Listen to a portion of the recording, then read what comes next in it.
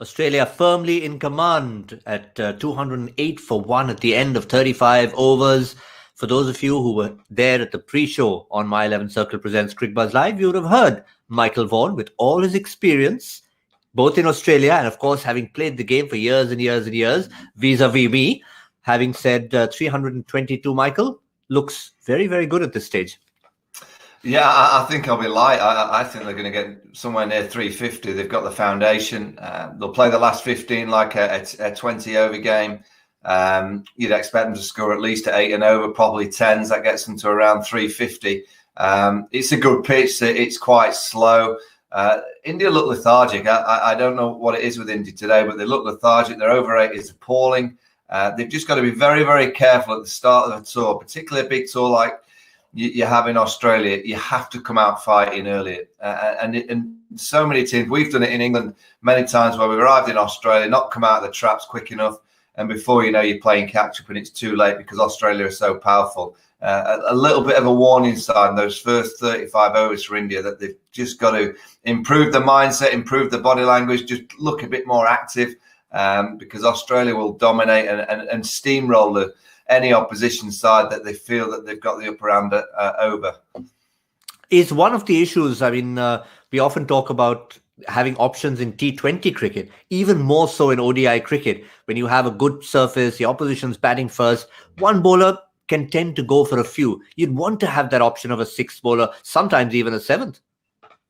Yeah, I mean, I do think this makeup of the Indian side, I know it doesn't help that Hardik Pandya's not available to bowl. If he's available to bowl, obviously you get that sixth bowling option, but it has a little bit of a throwback to the 80s in terms of the way that India is set up with 5 bowlers.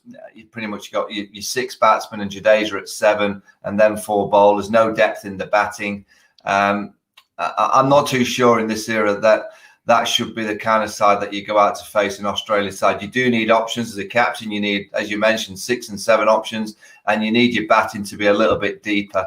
We'll wait and see in terms of the batting, but so far with the ball in hand and their kind of energy in the field and their body language, it's not been great. Final point, Michael Vaughan. What do you tell yourself, or what do you tell your team in a huddle at this stage? Because as you said, it could be 350. Do you sort of tell yourselves, listen, they've got to wait a few, but let's restrict them to 320 and we still have a chance? Yeah, you've got to think wickets. The only way that India will reduce Australia to something beyond below 330 will be to get Finch out, get Steve Smith out, just try and restrict partnerships from developing. If Finch is still there in the 45th over, you've got to fancy that 350 will be the chase, and it'll come down to Virat Kohli and the wizardry of what he can produce. But there's not many teams go to Australia facing the likes of Stark and Co and chase over 350. So I'd do the work now, get some wickets and make sure that... Yep, that will be ominous. 350 looks like it's on the cards. Can India restrict Australia? We'll find out at the end of the 50 overs when we come and wrap everything up. For now, it's all about the energy. Cricbuzz Comm Box couldn't pick up a wicket in the 15. It couldn't in the 35th. We tried to bring all the energy we can. Even we failed. We'll bring it all for you to wrap it up at the end. My 11 Circle presents Cricbuzz Live.